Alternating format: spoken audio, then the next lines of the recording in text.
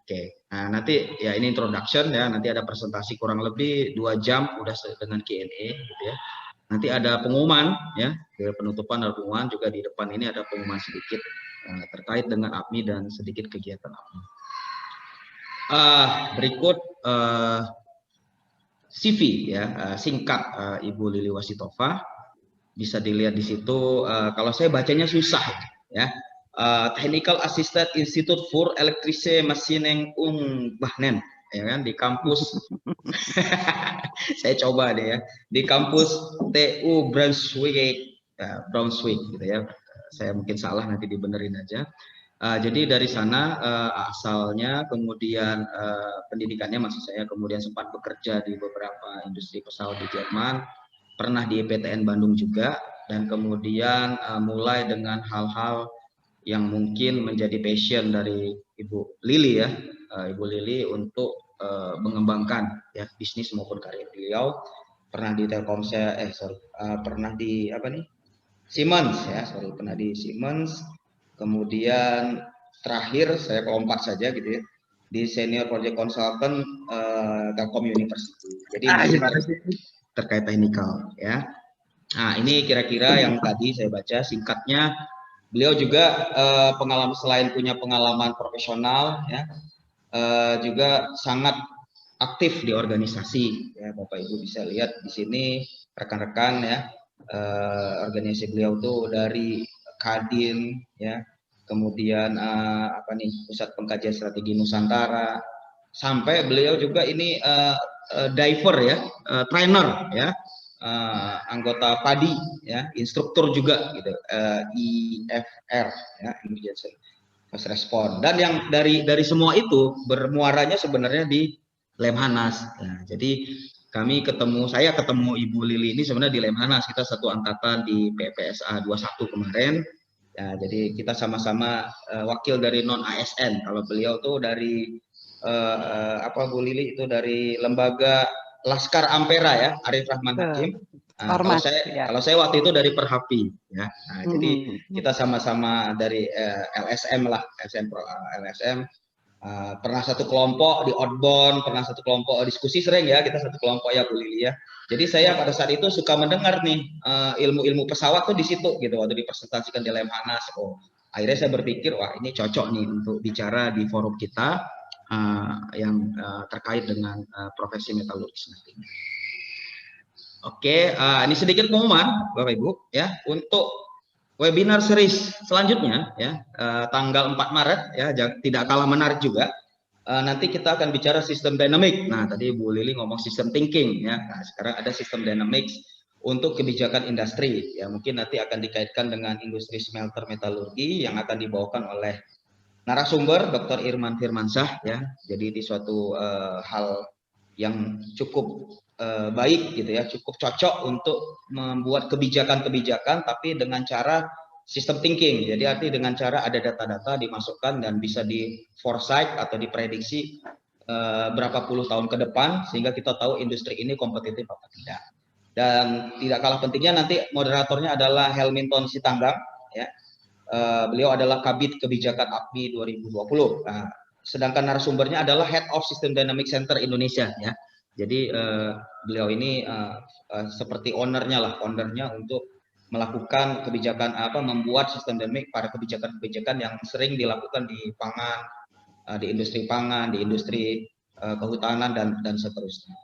Oke, itu sekedar pengumuman sedikit terkait dengan besok, dan saya sudah memperkenalkan Ibu Lili Wasitova. Ibu Lili, mungkin kami persilahkan untuk memulai presentasinya. Saya stop share. Silakan, udah co-host ya, Bu Lili? Siap, sudah. Silakan. Tadi udah dicoba juga. Yeah. Sambil menunggu, sebenarnya yang daftar ini 100 berapa tadi? 117 ya. Tapi yang baru masuk 27 mungkin masih ada yang sholat atau apa. Dan kita nanti presentasi mungkin 30 menit atau 45 menit dari Bu Lili. Tapi kalau teman-teman ada pertanyaan di tengah-tengah, nggak apa-apa, ajukan saja. Jadi pertanyaan boleh via chat, boleh juga via langsung ya, langsung ditanyakan. Tentu saja nanti saya akan atur bagaimana proses tanya jawabnya. Oke, waktu dan tempat kami persilahkan kepada Ibu Lili Wasitova. Silakan. Baik, baik. Terima kasih sebelumnya, Dokter Hanafi. Ya, ini sohib saya. Kita sampai di terakhir pun ujian pun kita masih satu ruangan ya, Kang Hana sama Kang Anang sama saya. Kita sama-sama, nggak tahu kenapa itu namanya suratan takdir. Baik, terima kasih banyak nih kesempatan. Saya panggilnya Kang Hana, ini jadi mohon maaf, tapi formalnya saya panggil Dokter Hanafi. Untuk kesempatan kali ini saya bisa bertemu bertatap muka dengan teman-teman dari APMI, yang mana ini sebenarnya salah satu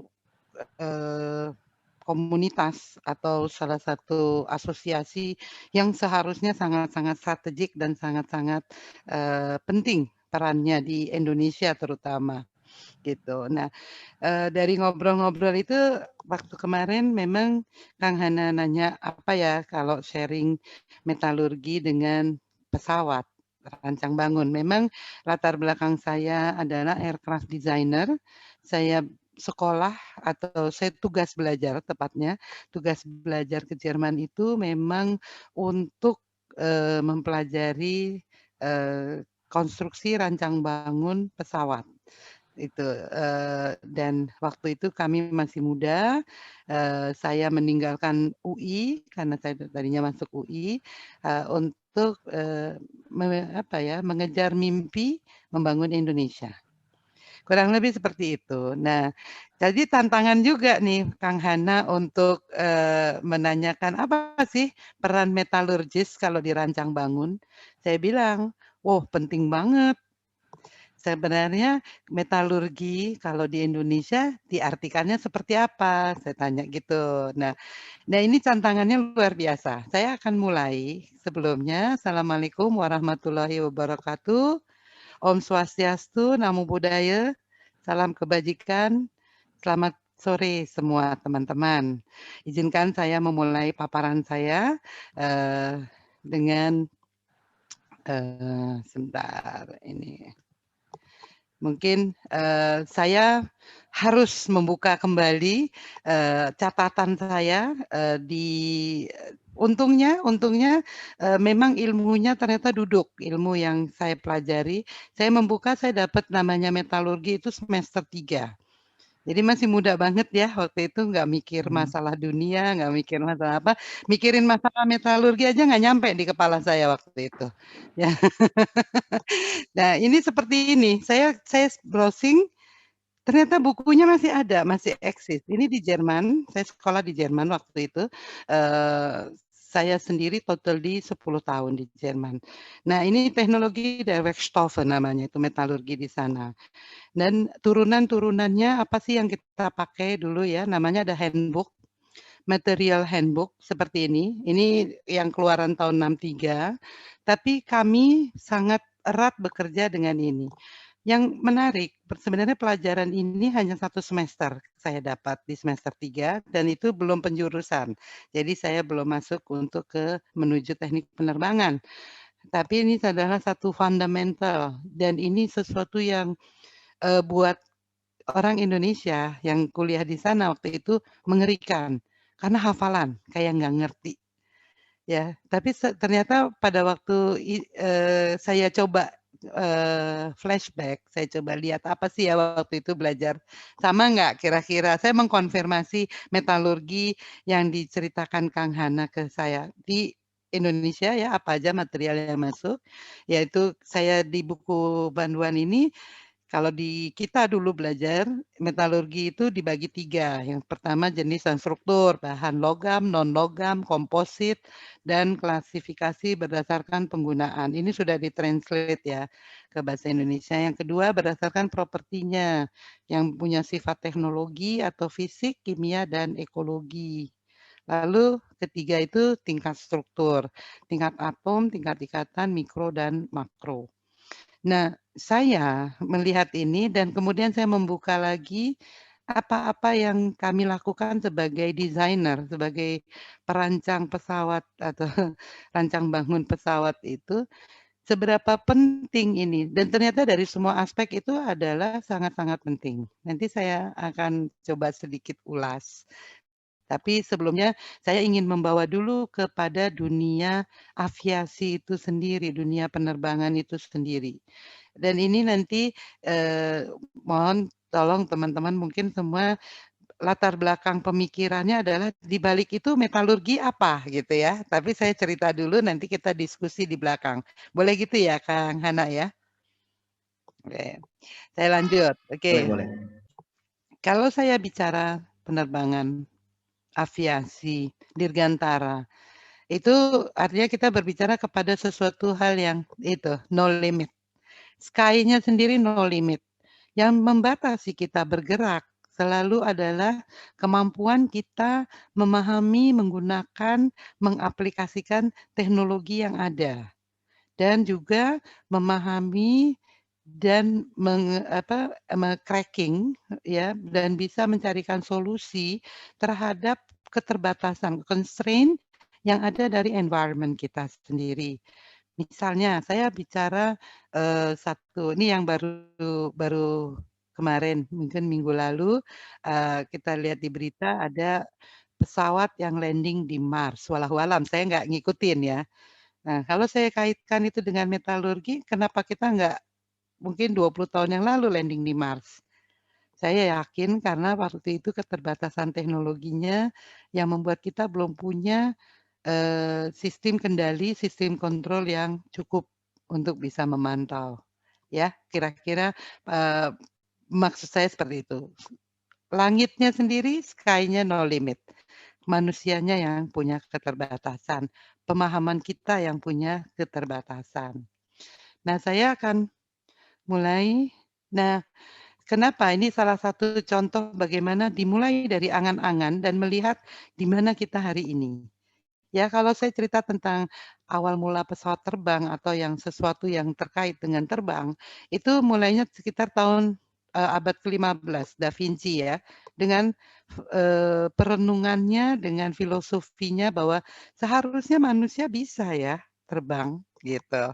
Nah, itu diturunkan, ternyata ada juga orang-orang yang obses dengan mengembangkan konsepnya ini gimana, kalau kita terbang apa yang membuat satu bisa burung bisa terbang, lalu itulah diturunkan menjadi, eee, pendekatan secara matematis ya, secara, teknis bisa dipelajari dan diturunkan.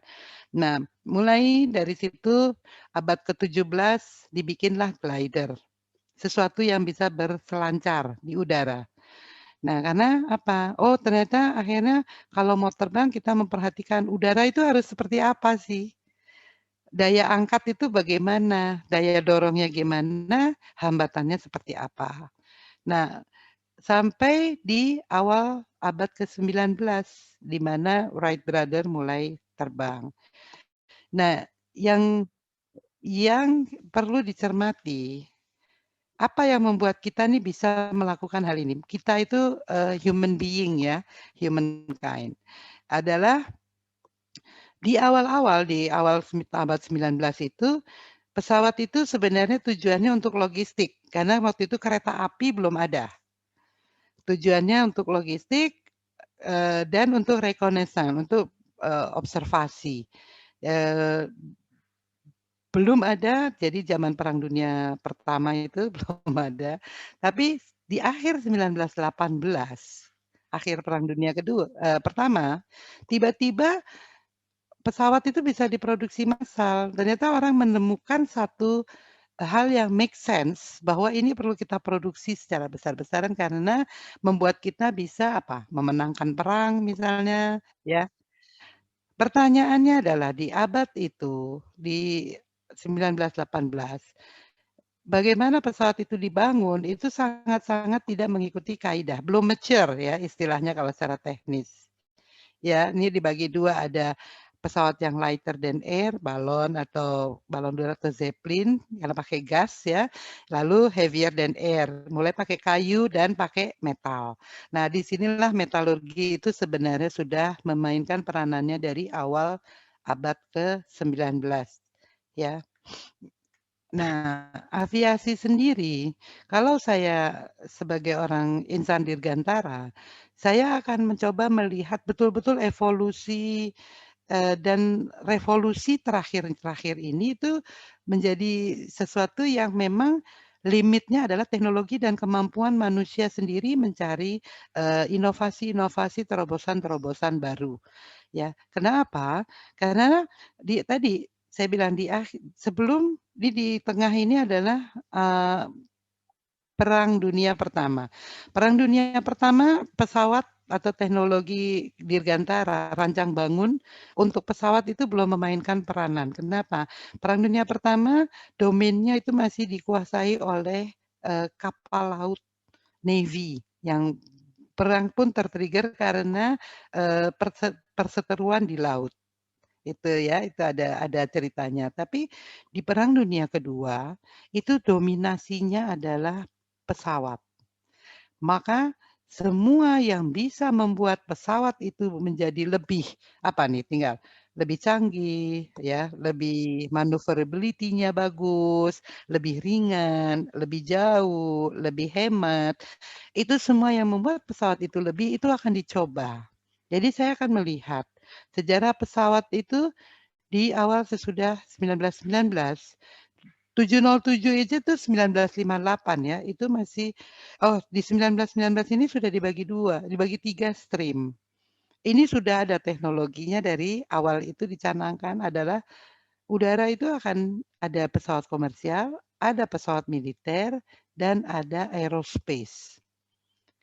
Saya challenge kembali para metalurgis. Sudahkah kita berpikir metalurgi untuk commercial aircraft, untuk military aircraft, dan untuk aerospace? Itu kuncinya di situ sebenarnya. Karena kenapa? Penting bagi metalurgis untuk ikut berevolusi pada saat kita berpikir mengenai transformasi eh, rancang bangun pesawat atau flying object ya mungkin ya tepatnya. Karena sekarang ini pesawat pun dibagi, pesawat berawak atau tidak berawak gitu ya. Ini ada dari awal kita komersial Boeing 707 tahun 58 sampai sekarang kita punya 737, 1777 dan ada Airbus sendiri baru muncul itu di sebentar, maaf. Saya ini agak ketutup. Nah, ini Airbus baru di tahun 70-an baru muncul ya. Nah, evolusi yang paling dahsyat itu terjadi di sini dan semuanya di-trigger bukan hanya kejagoan kita men-solve problem matematisnya, tapi kuncinya salah satu ya, nggak semuanya. Salah satunya adalah kemampuan metalurgis untuk ikut berkontribusi dalam mengoptimalkan desain-desain yang ada. Oke. Lalu kemudian berkembang di awal juga ada yang unmanned. Unmanned ini ada yang friendly user ya untuk pertanian, untuk logistik.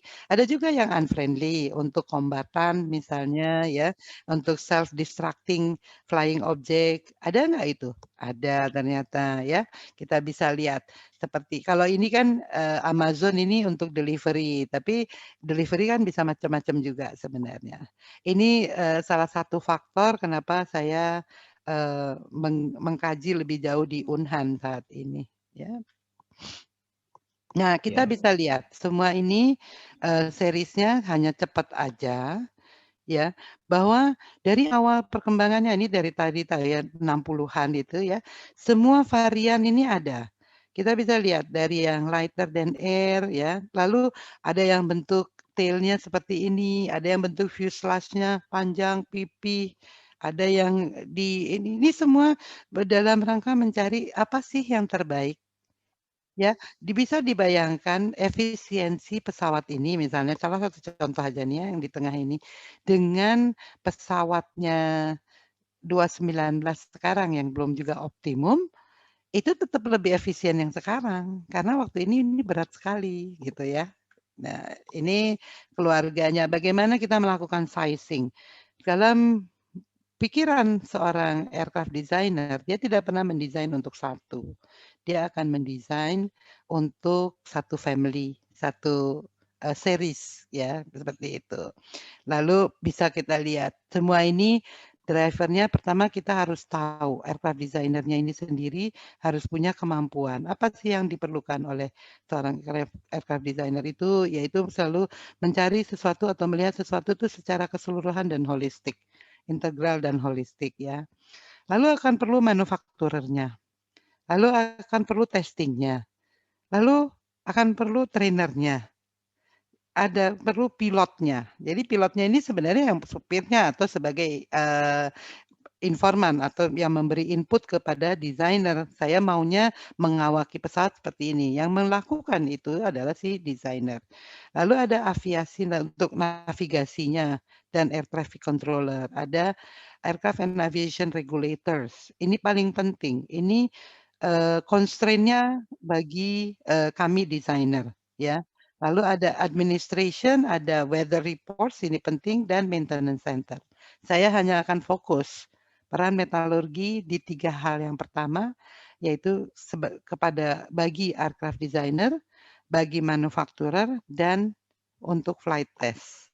Ya, karena kita membangun pesawat itu kita harus mendesain, desainnya ada 3 fase, baru kita bisa bangun konstruksi dan harus kita terbangkan. Oke. Nah ini yang terbaru nih, tahun 2010 onwards. Apakah masih berevolusi? Semua masih. Apakah masih relevan bagi metalurgis? Amat sangat relevan. Justru di situ ada salah satu kunci ya metalurgi di sini. Ini ininya Airbus. Seriesnya untuk semua unmanned yang di 2010 ke sini, jadi 10 tahun terakhir mereka fokus kepada unmanned aircraft dan juga untuk layanan ya, solusi. Nah, solusi yang unmanned ini adalah salah satunya drones. Di sini drones ini juga lifted up itu mulainya tuh tahun 90-an, di mana sebenarnya produksi pesawat komersial itu menurun dan harus ada penurun atau pengembangan kepada produk-produk baru atau inovasi-inovasi baru, salah satunya drones yang dipakai untuk good usage ya, ini agriculture, energy and utilities, infrastructure, mining, media and entertainment, insurance, itu pakai drones. Tapi di satu sisi dia juga dipakai untuk military drones. Ini bisa untuk kombatan, ya bisa self-destructive, bisa surveillance, tergantung si desainernya mau bikin apa. Oke. Yang penting, tidak kalah penting itu adalah tadi saya sampaikan the sky is the limit. Juga pemahaman mengenai tingkatan. Kita nih ada di layer yang mana? Di jagat raya ini sebenarnya ya, itu walahu alam batasnya, manusia yang punya keterbatasan di situ, tetapi kalau untuk paham bagaimana kita bergerak nih di mana sih sebenarnya, saya sedikit tunjukin yang di sini. Ini cumulus nimbus yang lagi bikin banjir Jakarta kemarin, itu mungkin dia ada di sini nih ya, di sekitar 3.000 sampai 5.000 kaki ya, ini dataran. Lalu kita nih bicara misalnya di sekitar pesawat ini tuh sekitar 20 sampai 30.000 kaki. Itu 10 kilometer dari permukaan tanah kurang lebih dan seterusnya. Satelit di mana? Lalu saya bertanya, metalurgis, apakah kondisi-kondisi seperti ini sudah dipertimbangkan? Karena kami kalau mendesain ini pegangan kita tuh adalah di handbook tadi tuh, handbook yang kita pegang di depan itu. Nah, itu sebenarnya bagian saya pada waktu saya kerja di salah satu di perusahaan di Jerman pada waktu itu, ngecek semua terhadap, kekuatannya, dia harus pengerjaan diolahnya seperti apa. Kami pun harus sebagai pemakai, kita nggak tahu secara struktur metalurginya sendiri, tapi kita memutuskan memakai aluminium yang ini, maka mengerjakannya harus seperti apa, itu ada protapnya. Nah, handbook-handbook itulah yang punya. Saya tanya sekarang, apakah di Indonesia sudah ada ya seperti itu? Atau kita masih import, kita pakai seperti cara kami dulu bekerja di Jerman? Saya nggak tahu sekarang. Karena saya udah bukan, pertama ya, saya tidak terjun ke industrinya di situ. Di Indonesia ini memang agak challenging ya untuk ke situ. Tapi saya bisa bayangkan teman saya kuliah, di Eropa, dia kemudian pindah ke Amerika, lalu dia buka pabrik pesawat. Bukan pesawat seperti Boeing, enggak, tapi pesawat-pesawat latih ya, pesawat-pesawat, 4 seater, 6 seater gitu ya, itu di Amerika sangat-sangat di-encourage. Maka dia memakai dan dia masih masih tajam ya sampai hari ini tuh paham, "Saya mau komposit yang seperti ini." Nah, itu dia bisa kasih definisi kepada metalurgis untuk bekerja sama, maka dikembangkan. Lalu bagaimana dengan pesawat-pesawat ini? Seperti ini Concorde ya, supersonic. Metalurgis, apa constraint kita dengan supersonic? Ya, ini masih di ketinggian yang masih, gravitasinya ke bumi. Kalau yang ini kan gravitasinya udah nggak ke bumi. Hal-hal seperti itu kami dulu terbiasa dengan ya itu handbook, semua diteliti, semua jenis metal itu diteliti. Maka buku satu itu ternyata bisa ngembang ke mana-mana, waktu itu saya amazing. Saya benar-benar amazing. Mungkin kan Kang Hana nggak tahu bahwa saya tuh amazing dengan metalurgi. Terima kasih. Jadi Karena hmm? jadi gini, Bu Lili, saya juga kaget juga gitu ya. Saya baru tahu pertama ternyata pesawat dulu baru kereta api.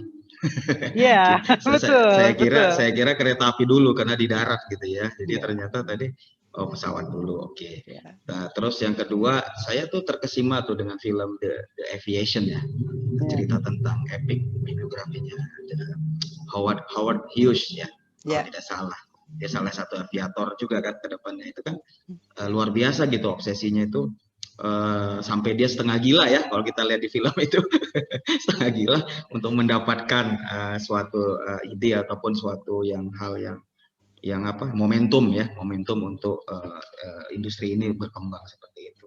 Oke, lanjut Bu Lili. Saya hanya sedikit komen saja. Betul.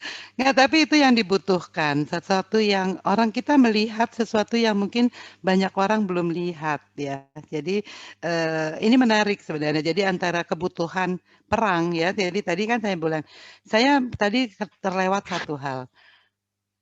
Di akhir 1918, populasi pesawat itu ya, misalnya, Jerman atau Inggris. Inggris itu dari yang tadinya punya 230 pesawat ya, sampai dengan 1914 ya. Di periode 1914-1918, dia itu punya 100 kali lipat lebih banyak dari itu. Bayangkan, dan itu masih immature ya prosesnya. Dan semua negara-negara nanti saya tunjukin sedikit ya, saya share gimana populasi pesawat ini di awal-awal ini. Tapi kenapa kenapa sebenarnya selain sistem thinking-nya ya, apa sih yang membuat rancang bangun pesawat udara ini signifikan atau non signifikan, tergantung kita ngelihatnya dari mana ya. Kalau untuk saya signifikan, karena semuanya itu sangat metodis, sangat disiplin. Semua disiplin yang ada dalam ilmu kedisiplinan yang tidak boleh dilanggar, itu ada di dunia dirgantara. Saya bisa bilang satu-satunya ranah yang highly regulated dan konform seluruh dunia, seluruh negara di dunia, itu adalah di ranah dirgantara. Karena memang sudah dari awalnya, dari tahun 44 dicanangkan organisasinya dan diratifikasi oleh seluruh negara di dunia. Jadi planet bumi itu dibagi, ya kelolalah. Nanti kalau kita mau bicara, kita bersinggungan nih di perbatasan ini sama itu gitu ya, kayak yang kita alami saat ini, selesaikan dengan diplomasi. Tapi regulatornya ada. Dan patuh. Dan Indonesia meratifikasi baik untuk sipil maupun militer kepada kepatuhan kepada peraturan yang sama untuk dirgantara. Jadi ini buat saya amazing. Itu tidak terjadi di laut, tidak terjadi di darat. Ya, sangat metodis, iteratif, multidisiplin, interdisiplin, high tech, high cost, tapi ya itu time consuming. Masalahnya pada saat kita nih punya keilmuan ini, saya selesai satu siklus sebagai aircraft designer. Ternyata seperti kondisi di Indonesia, dia discontinued industrinya ya. Apakah saya bisa mengembangkan di sektor lain? Bisa. Yang itu yang tadi Kang Hana bilang. Saya masuk ke sektor telekomunikasi dengan multidisiplin habit, itu bukan sesuatu hal yang sulit untuk beradaptasi. Jadi bukannya saya kepengen, tapi kondisi. Cuman kita mampu untuk beradaptasi. Karena ada similarities. Yang kedua, yang paling utama adalah rancang bangun pesawat udara itu selalu ditentukan dari design, requirement, and objective. Very strict. Kenapa? Tadi saya bilang, saya mau bikin pesawat nih. Oh, untuk apa? Pesawat penumpang, sipil, atau pesawat militer? Saya mau bikin pesawat 80 seater atau 150 seater? Atau hanya 20? Itu akan menentukan pendekatan dan optimasi yang dilakukan oleh si perancang ini. Lalu kalau saya bikin segitu, regulasinya siapa yang saya harus penuhi? Itu ada set of regulation panjang ya, ada mil spec-nya, ada FAR-nya, ada termasuk ISO. ISO ada yang khusus untuk penerbangannya. Bu Dan Lili, semuanya Bu ya. Lili, ini Siap, mumpung lagi bicara standar-standar penerbangan nih, ada ya, satu pertanyaan nih. siap. Mungkin kalau bisa ditanggapi sekarang silakan, kalau nanti ya silakan, mungkin slide-nya ada di Boleh. ujung kali ya. Ya, Pertanyaannya dari Rizky Ramona, ya. Bu Lili. Bu Rizky Ramona ini Silakan. dulu sohib saya ini, ya. Oke. Rizky ini Sekarang nggak sohib lagi kah? masih, tapi Masih ya. dia kerja di PTDI terakhir saya dengar, metalurgis ya, yang di sana gitu. Dia menanyakan begini. Hambatan terbesar industri penerbangan dalam negeri adalah tidak adanya industri pendukung dalam negeri yang memenuhi standar penerbangan AS 9100. Bagaimana menurut Ibu cara melewati hambatan ini? Nah, ini jadi tadi ngomong standar AS. Saya juga nggak tahu itu apa AS 9100. Itu Mungkin nanti aerospace bisa standar disampaikan, seperti dijawab sekarang boleh, atau nanti disimpan dulu, mungkin ya, ada slide boleh. selanjutnya, silakan. Kalau ISO itu kan industrial standard. Kalau AS itu aerospace standard. Jadi namanya bergulir ya, bisa ganti. Kalau bahasa Jerman LN ya, Luftfahrt Norm. Tadi ada metal norm. Nah, memang kita ini perlu membangun kesadaran secara kolektif semua bahwa semua sektor itu akan saling mendukung. Di industri penerbangan itu tidak akan pernah bisa hidup tanpa dukungan industri-industri lainnya. Kalau saya ambil sekarang sebagai metalurgis, sebagai yang metal ya, bukan yang Kevlar atau bukan yang composites atau lainnya turunannya, saya akan menanyakan bahwa sudahkah kita bisa memenuhi produksi tadi seperti sheet ya, untuk metal sheet, untuk kulitnya, skin-nya sayap misalnya. Nah, itu cara processing-nya beda. Kenapa? Karena si sayap ini akan menerima beban, menerima kondisi, dan bertanggung jawab untuk banyak hal, untuk keselamatan, safety and security-nya si pesawat itu sendiri pada waktu terbang dan juga pada waktu tidak terbang tentunya ya, tapi terutama pada waktu terbang. Karena kita desain itu buat pada waktu terbang dan cari critical point-nya di mana. Nah, kita akan harus memastikan bahwa semua critical point itu akan bisa disolusikan.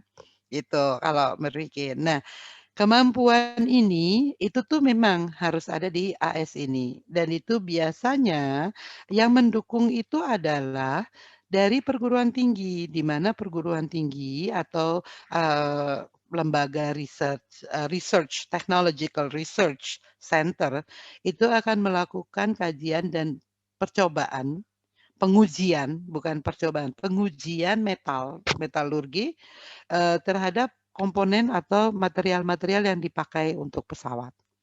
Nah, itu nanti ada kriteria-kriterianya. Saya setuju bahwa itu sulit untuk Indonesia saat ini mengejar, tapi bukan sesuatu yang mustahil. Kenapa sekarang ini yang amat sangat ributin itu adalah bikin smelter. Olah dong semua itu gitu ya. Sebentar. Semua raw material kita diolah. Jangan kita jualan raw material. Diolah untuk apa? Ya nggak apa-apalah kalaupun nggak untuk pesawat, nggak harus yang high grade seperti pesawat.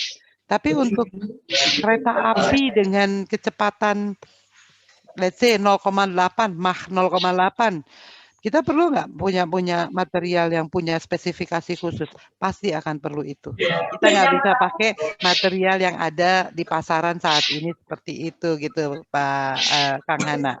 Ya, butuh sinergi. Asosiasi ini penting dan sangat strategik menurut saya. Kita mau kemana? Mau dibantunya seperti apa? Harus di listing lagi semua apa yang kita punya. Kalau kita mau produksi kemana, itu pun harus. Itu jawabannya. Oke, terima kasih. Silakan dilanjut. Oke, ya. Tapi memang semua itu kita hidup dengan standar, dengan set of norms, set of regulation, set of restrictions dalam desain pesawat. Ya. Dan kita perlu mengoptimalisasikan parameter-parameter teknis di sini ya. Parameter teknis itu seperti apa? Misalnya saya lihat nih sayap. Saya harus hitung, oh beban dia nanti di mana, liftnya akan di mana. Ini semua dihitung. Ini iteratif sifatnya. Kalau sayap ini saya pakai alpha, pakai angle of attack yang seberapa, hitungannya seperti apa? Saya harus bisa simulasikan itu the whole flight path.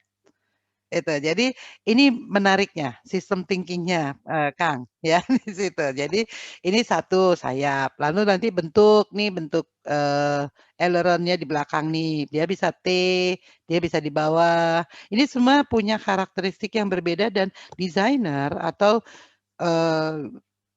grup yang memutuskan itu sudah satu grup ya, multidisiplin. Semua yang agree dengan konfigurasi yang didesain itu pasti akan tahu kenapa dia memilih tail yang seperti ini, kenapa nggak yang seperti ini, ya? Atau kenapa dia bisa depan belakang, wingnya itu tingkat kemiringannya, atau kenapa dia pakai ini seperti ini B1 ya, bomber ya, keren banget. Ini stilt ini luar biasa. Saya amazing sama ini. Atau saya menghitung nih ya posisi-posisi seperti ini. Ini semua parameter-parameter teknis yang semua akan disimulasikan. Berhubung saya masuk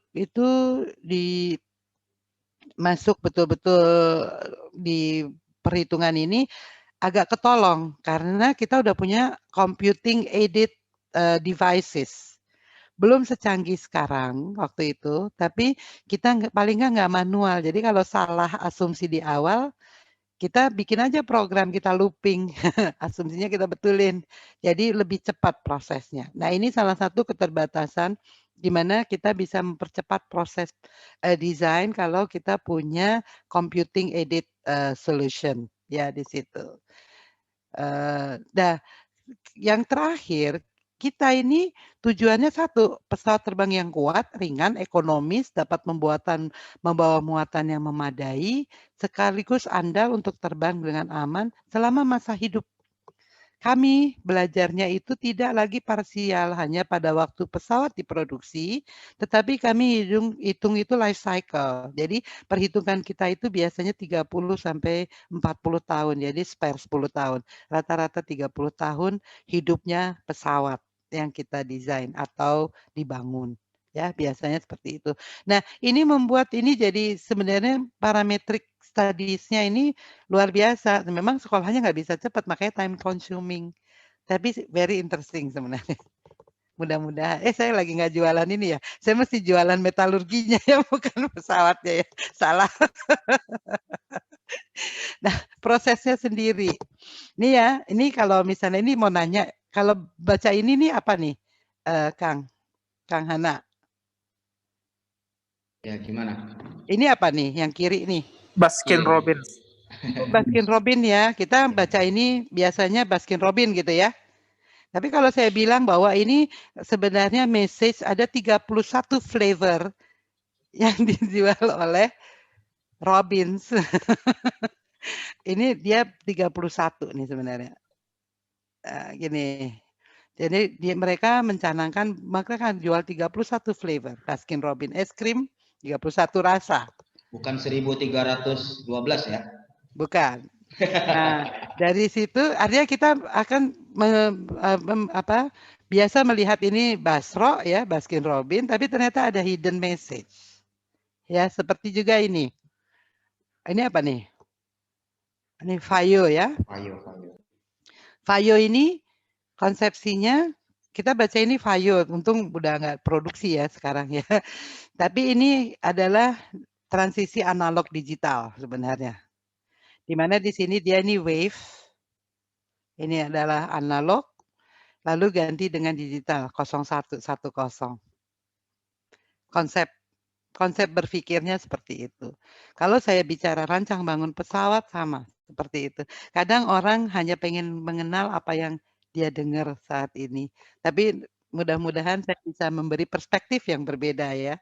Seperti halnya ini. Ini perspektif ini apa nih?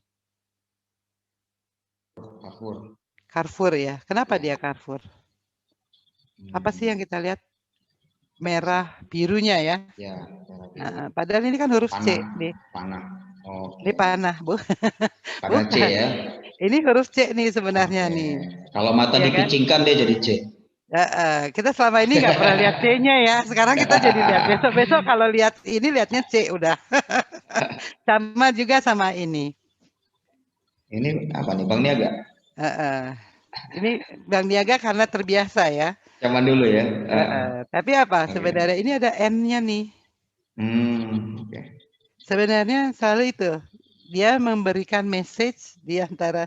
Cuman kita terbiasa dengan logo ya, dengan seolah-olah apa istilahnya tuh?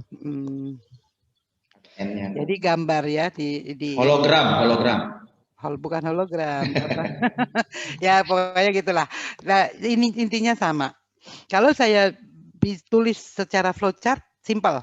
Ada mission requirement, rancang bangun tuh. Tadi ya saya bilang ada di RO, masuk conceptual design, masuk preliminary design, masuk detail design dan construction, terus testing.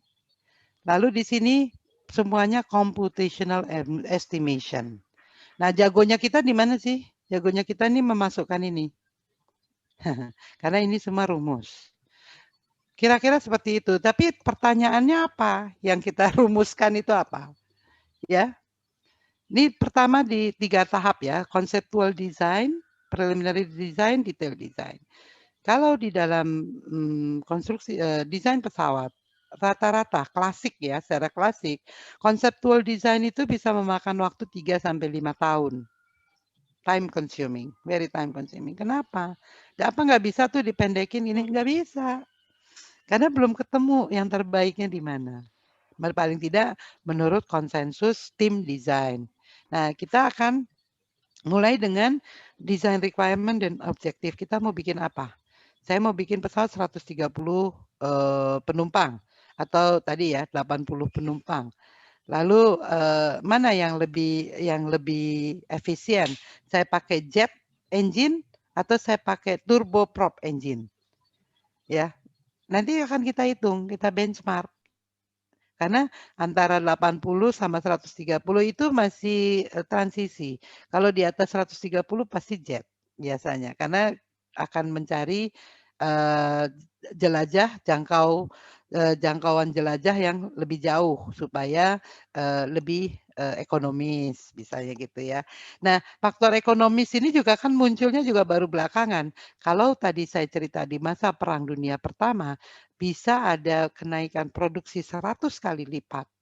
Eee, nggak ada saya rasa satupun yang bicara soal ekonomis. Faktor ekonomis itu ditinggalkan. Faktor ekonomis itu dipakai sekarang-sekarang ini, karena berbagai hal. Kalau saya mendahulukan faktor, eee ketahanan nasional, seharusnya itu juga bisa berlaku sebagai design requirement and objective, gitu ya. Nah, itu saya akan mulai constraint-nya spesifikasi dan regulasi. Spesifikasi apa? Hampir seluruhnya terkait dengan metalurgi. Spesifikasi teknis kabel yang dipakai di pesawat itu metalnya khusus, tidak sama ketika kita ke Kenari, saya mau ke pasar Kenari beli kabel ini untuk saya nanti pasang di pesawat, itu nggak boleh. Kenapa? Karena itu akan bisa membahayakan dan kalau sampai terjadi kecelakaan dan merenggut nyawa manusia, maka siapapun yang mendesain dan siapapun yang membangun itu bisa dituntut. Nah, itu konsensus, itu regulasinya seperti itu. Dan kita meratifikasi hal itu. Dan seluruh orang, kecuali ada beberapa mungkin yang saya pernah tahu, mungkin di China, China itu meratifikasi tapi tidak follow, mungkin ya 100%. Mereka melakukan uji itunya tuh dengan standarnya mereka sendiri. Tapi kita nggak pernah di-disclose berapa kecelakaan yang terjadi di China karena tindakan tersebut. Tapi kalau di dunia internasional, di dunia dirgantara, itu kita selalu akan bisa tahu akan telah terjadi kecelakaan di mana dan kenapa penyebabnya. Apakah secara teknis ini terjadi kesalahan desain? Haruskah pesawat ini ditarik seperti kasusnya 777 kemarin, ya kan? Nah, itu semua pegiat dirgantara itu punya bahasa yang hampir sama semuanya. Nah, technical sizing, aircraft technical sizing itu yang sebenarnya menunjukkan besaran. Kita mulai dari apa? Dari wing, dari sayap, performance, propulsinya, strukturnya, fuel systemnya, aerodynamics-nya, actuation system, stability and control, electric power system, fuselage, balik lagi ke wing, balik lagi semua muter. Ini iterasi dan bisa ribuan kali kita iterasi. Sampai kita betul-betul menemukan satu model yang dan turunannya ya dan seriesnya kalau kami dulu sudah jadi kami coding, untuk membuat computer aided design dan sudah dimungkinkan membuat sensitivity analysis di dalamnya untuk bisa meng-create, seriesnya. Jadi satu keluarga. Misalnya saya punya 130 penumpang, saya stretch jadi 150, konfigurasinya seperti apa. Itu sizing semua. Nah, langkah yang kedua ini, langkah pertama ini menentukan dan critical buat langkah kedua. Kenapa? Karena di langkah kedua di preliminary design ini sudah dilakukan modeling. Biasanya size fuselage saya atau sayap saya udah dibikin modeling untuk dites lebih jauh, dihitung lebih jauh baik secara desktop maupun secara lab ya dibikin wind tunnel-nya dan ada beban dynamic. Ini semua pembebanannya udah dynamics nih di sini. Aerodynamics-nya sudah ada dinamikanya, propulsinya juga kena beban dinamis, flight dynamics and control, structure and stress, ini cost. Cost-nya nih yang paling penting nih kadang suka jadi isu tersendiri. Sistem emission and noise ini saat ini jadi salah satu senjata ya karena karbon ini ya apa istilahnya karbon Oke, nanti saya akan ingat, tapi itu menjadi salah satu, constraint akhirnya yang, harus diperhatikan perusahaan ini, load factor, performance, weight, and balance. Semuanya dinamik, semuanya dibikin 3 dimensional, kita pakai optimizer di sini. Apa yang kita optimize-kan? Biasanya macam-macam, tergantung. Kalau pesawat militer akan beda dengan pesawat sipil. Saya bicara apa yang kami lakukan pada waktu itu, kami mengoptimasi atas 3 beban maksimum take off weight ya, lalu maksimum payload dan minimum direct operational cost. Semua itu di dalam satu program dengan algoritma, dengan sistem thinking yang sama. Kita keluarkan optimize-nya di mana. Itu udah 3 dimensional. Kita akan ketemu nih kadang grid-grid seperti ini untuk cari kita ada di mana bergeraknya.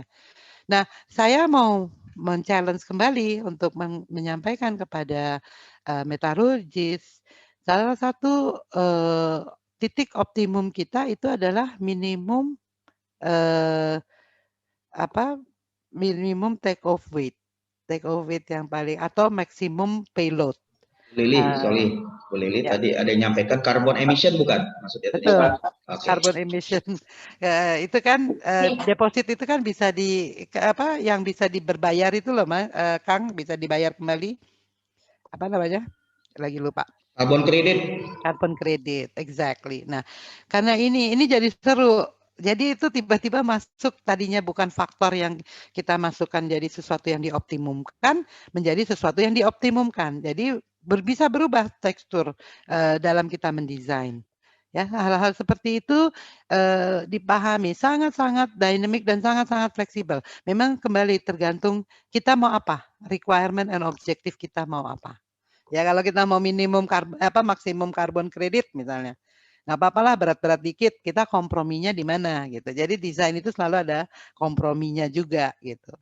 Nah, saya mau men-challenge kepada metalurgis, jangan dibayangkan ini pesawat ya, tapi apapun yang kita bikin. Kalau misalnya kita bisa memaksimalkan strength yang ada dengan minimum weight, kira-kira metal apa yang kita pakai? Kira-kira kita mau jual kemana? Ada nggak raw materialnya di Indonesia? Kenapa saya harus jual raw material keluar, kemudian saya import lagi dengan harga yang ratusan kali lebih mahal per kg-nya, ya, karena hanya membayar processing dan membayar sesuatu factory di luar sana. Apa? Memang kita nggak bisa. Saya nggak percaya. Itu Bu Lili memang jadi pertanyaan kita sekarang. Ya. Dan itulah kenapa kita sekarang mencoba menginfluence pemerintah dengan kebijakan-kebijakannya. Karena kami berpikir sebenarnya secara teknis ini mampu gitu ya. Tapi lagi-lagi ada masalah-masalah mungkin terkait kebijakan, mungkin terkait finance, mungkin terkait hal lain, hukum segala macam yang itu. Nanti Pak Kusno tuh banyak cerita tentang ini. Nanti Pak Kusno udah gak sabar itu mau nanya. Karena Pak Kusno tuh sangat terinspirasi ataupun sangat terobsesi dengan inovasi gitu ya, inovasi teknologi, prosesnya bagaimana sehingga menjadi komersial. Nanti kita dengar aja beliau tuh nanti akan memberi komen gitu ya. Gitu Bu Lili. Sip. Tapi kira-kira kayak gitu ya. Jadi proses ini saya makanya banyak hal yang saya tanya, terutama setelah saya betul-betul keluar dari domain saya sebagai aircraft designer. Saya lama terbentuk di domain itu. Saya mengembangkan itu mungkin lebih dari 7 tahun. Itu lama ya untuk siklus itu tuh lama. Jadi menormalkan diri, tapi saya melihat begitu banyak yang kita bisa lakukan sebenarnya. Ya, lalu di sini model di preliminary design ini biasanya juga 3 tahunan. Tapi kalau kita punya computing solution yang kita bikin ya salah satunya dengan kita kembangkan softwarenya waktu itu, si conceptual dan preliminary design ini kita pendekin 3 tahun, kita kurangi 3 tahun. Jadi hanya prosesnya 4 tahun. 4 tahun itu saving-nya luar biasa. Itu lebih daripada saving-nya daripada si material itu sendiri sebenarnya. Jadi banyak faktor yang banyak sekali parameter yang bisa kita lakukan untuk melakukan, perbaikan atau inovasi di situ ya. Baru kemudian tahap terakhir adalah full detail design. Di sini nih udah biasanya udah di-chop, udah partial ya, full scale development, detailed part sizing dan optimizing, lalu ada tooling. Yang penting gini, kita udah bisa desain, nggak bisa dibikin. Nggak mungkin juga ya. Jadi harus ada ini udah di sini nih udah harus matang semuanya, harus jadi. Oke, the whole system, kalau saya ngomong pesawat, aircraft design, ini adalah satu proses yang tadi saya udah di short 4 tahun, ditambah lagi nih 2 sampai 3 tahun untuk, detail design. Memang time consuming, memang ini tapi ini sebenarnya kalau untuk Indonesia, sangat-sangat penting untuk dipahami karena kita archipelagic state, kita butuh sebenarnya. Oke, ini sebagai contoh nih saya buka, saya coba kalau kita kuliti, apa, nah, sini, ini detail ya, ini tadi di proses di detail design. Misalnya ini bikin fuselage nih ya, fuselage ini, wing-nya wing di bawah. Strukturnya ini metal semua nih Mas Jihan. Nih ya, saya tadi dari metal handbook tadi ya, dan bayangkan ini semua metal yang disambung-sambung, teknik penyambungannya dengan keling misalnya, karena tidak bisa pakai baut.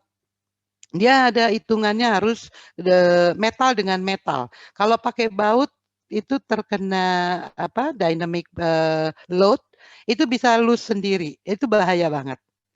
Nah, sekarang ada inovasi, ini salah satu contoh inovasi yang terjadi nih ya, bisa dia salah satu konstruksi di daerah sini, ini tempatnya by the way di sayap ini adalah tempatnya, apa, aftur ya, tempatnya afturnya untuk, bensinnya pesawat itu di sini. Nah, ini room ini harus punya spesifikasi khusus dan penanganannya juga khusus.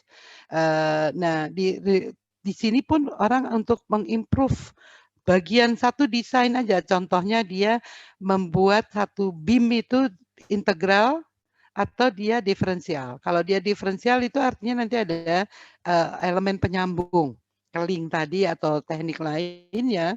Kalau integral itu sudah dari satu metal, dia akan diproses menjadi satu beam dengan tingkat mesti ada sekat-sekat, ada bolong-bolong sesuai dengan detail structure yang sudah dihitung. Nah, di sini ternyata sesudah dihitung untuk nilai ekonomis, yang integral ini tuh lebih ekonomis dan lebih murah dan lebih ringan. Namun kesulitannya bagaimana cara membuat bolong-bolong ini bisa tanpa merusak the whole beam, the whole metal itu sendiri, kekuatan struktur, inner structure-nya ya. Nah, ini contoh-contoh yang tetap akan harus dilakukan dan sangat menarik.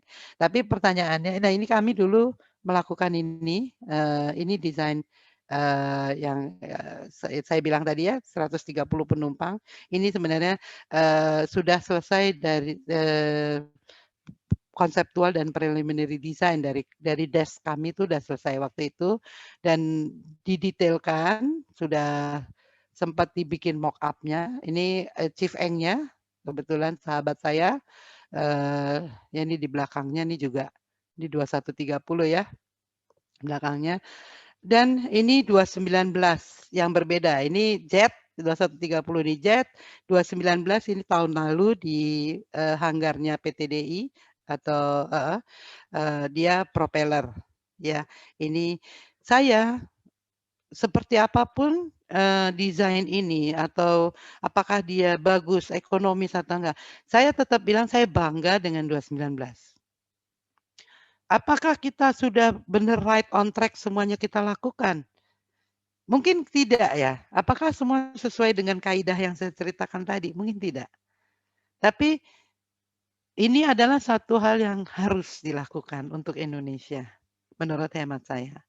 Ya, Indonesia bisa kok, banyak orang-orang yang sistem thinking-nya tuh bagus dan masih bisa ya untuk ini. Nah, contoh nih ya bagi metalurgi, saya breakdown harus lihat. Untuk yang biasanya yang akan dikasihkan untuk metalurgi itu, tapi mulainya dari awal ya, dari konseptual itu udah harus masuk informasinya. Bahwa harus tahu safety and security yang diinginkan di industri dirgantara itu seperti apa, yaitu tadi normnya LN norm dan selalu pasti mengarah kepada weight reduction. Kayak perempuan ya, kita selalu pengen nurunin berat badan, pesawat pun selalu pengen dia lebih ringan ya. Dan tentunya cost reduction, kemudian less maintenance. Nah, saya cerita tadi dengan keling. Keling itu kesulitannya apa? Dia secara periodik nanti akan harus dicek. Itu ada alat ukurnya sendiri. Kalau dia sudah punya retakan di situ, itu maka harus diganti. Kalau dia ganti satu series, buang kelingnya. Nah, apakah ada solusi dari material lain yang nggak perlu pakai keling misalnya? Itu bisa dijawab oleh metalurgis sebenarnya. Apakah harus di dirgantara aja? Enggak, di industri lain juga bisa, kereta api juga bisa. Banyak dan menarik sekali. Banyak sekali yang bisa dilakukan. Nah, contohnya lagi nih ya di elevator ini ya. Elevator ini bisa pakai karbon nih, karbon sandwich.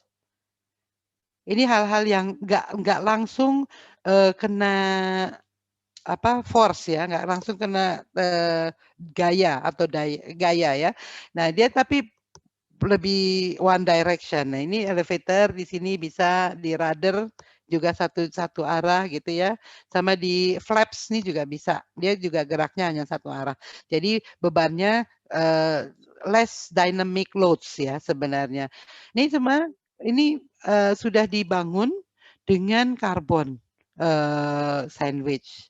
Ada yang dengan Kevlar ya untuk di daerah tertentu biasanya yang panas di propeller nih pylonnya ya terus juga di joinnya menyatukan ram sama sayap itu karena dia punya Kevlar punya karakteristik yang lain dan dia lebih kuat. Nah, kekuatannya itu bisa seperti apa ya itu tergantung nanti. Nah, di sini sampai di microstructure. Lalu saya pertanyakan lagi, ini SpaceX punya nih yang baru launching. Ini semua mengikuti kaidah-kaidah yang saya gambarkan tadi, materialnya ya. Dan di luarnya itu nggak bisa, pasti semua metal. Kenapa? Pada saat dia harus menembus stratosfer misalnya, dengan kecepatan tinggi, gesekannya, itu kalau metalnya biasa meleleh pasti. Nah ini gimana cara kita ngitung? Udah belum sih kita masuk ke daerah situ? Saya nggak tahu. Dijawab aja. Mau nggak? Itu harus diputuskan secara kolektif. Lalu ini sedikit oleh-oleh aja gambaran. Karena ini yang saya banyak kajian saya di sini adalah mengulas gimana perang. Tadi perang dunia kedua ya. Perang dunia kedua itu adalah perang generasi ketiga dengan pesawat. Nah, perang generasi sekarang ini yang kita hadapi itu adalah generasi ke-6. Ini semua sudah unmanned. Ini unmanned. Ini antariksa semua. Ya. Signet, Elin, Komnin, ini surveillance dan antinya. Jadi apapun yang dilakukan di bumi saat ini sedang dilakukan di antariksa. Kita metalurgis, kira-kira apa yang kita bayangkan saat itu ke situ? Sudah belum kita mau berinovasi ke arah sana atau kita hanya mengandalkan raw material kita. Ya, karena perangnya nanti itu adalah perang antariksa. Oke. Nah, di sini saya sampai ke terakhir ini adalah mungkin calling-nya. Apa yang nggak ada di Indonesia? Indonesia punya semua. Semua any kind of material, rare earth itu yang diributin batunya China paling banyak, Indonesia lebih besar. Kita jual kemana selama ini? Untuk apa sih? Nah itu tadi, kenapa bisa perang antariksa? Memang materialnya dari antariksa, enggak ya? Materialnya dari bumi. Dan buminya dari mana?